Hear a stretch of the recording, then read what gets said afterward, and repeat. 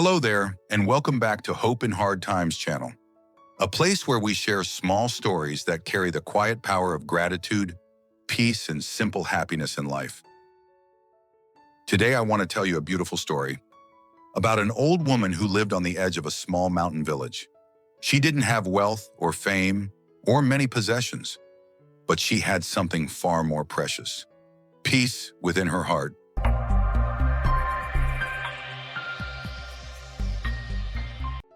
At the edge of a quiet mountain village stood a small stone house, half covered in moss and surrounded by wildflowers. It wasn't grand or modern. The roof leaked when it rained, and the wooden door creaked whenever the wind passed through. But inside it was warm. There was always the smell of soup simmering, the soft crackle of firewood, and the gentle hum of an old woman's voice singing songs that no one else remembered. Her name was Mara. She lived alone with no family and little money, but she carried a peace that seemed to glow from within. The villagers often said, "If your heart feels heavy, go see Mara." And they did. Young or old, rich or poor, everyone found comfort in her calm eyes and her simple smile. She didn't have much to offer, but somehow everyone left her house feeling lighter. One crisp autumn afternoon, as the golden leaves drifted lazily from the trees, Mara took her woven basket and headed into the forest. The air was cool, filled with the scent of pine and damp earth. She often gathered herbs and wild mushrooms there, enough to make soup for the coming week. But that day, something unusual caught her ear: a faint rustling sound, like something struggling beneath the fallen branches. She walked closer and saw a small snake, its scales dull and dirty, trapped under a pile of sticks. Its body twisted weakly, trying to escape.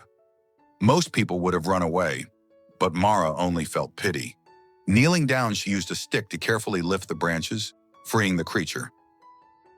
For a moment, the snake didn't move. Then it slithered slowly toward her feet and raised its head. Its eyes, golden and deep, met hers. "Old woman," it hissed softly, "you have saved my life when others would have turned away. Tell me, how can I repay you?" Mara smiled gently, brushing the dirt from her hands. "You owe me nothing," she said kindly.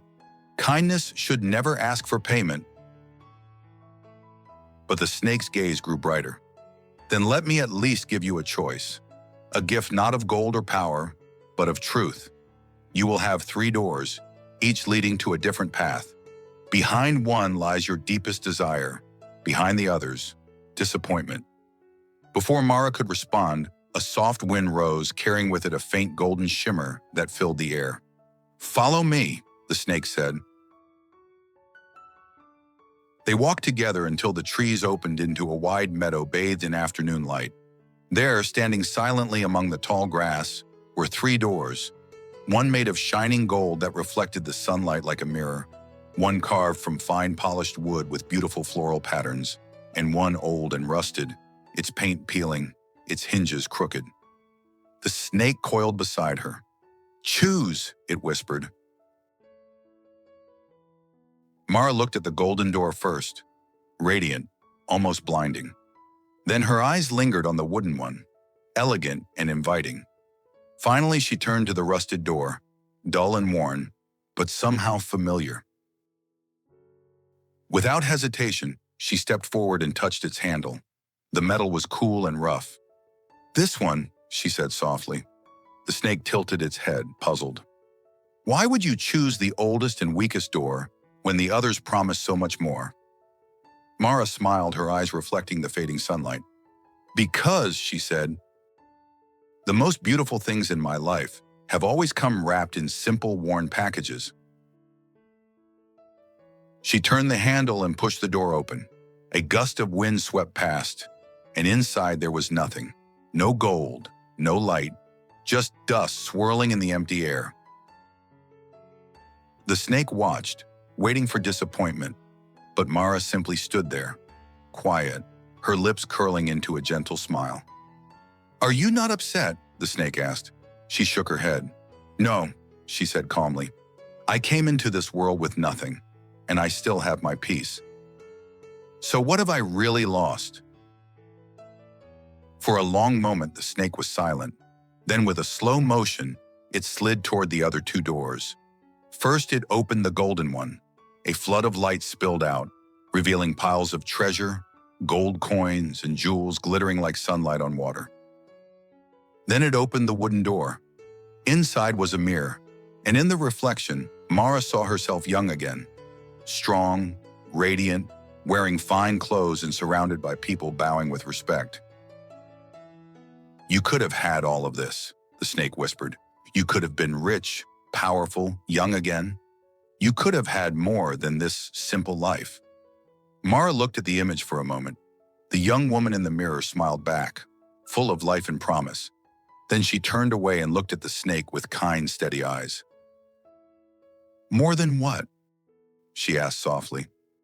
"More than peace? More than knowing how to smile in the dark? More than the warmth of my small fire or the taste of soup shared with a friend?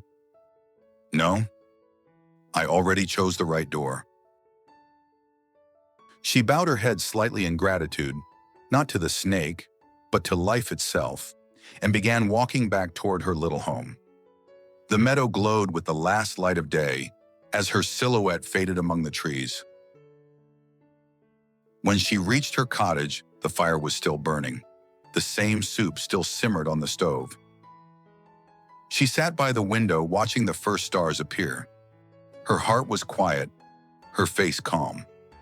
She hummed her old song once more, the same one that had carried her through all her lonely nights.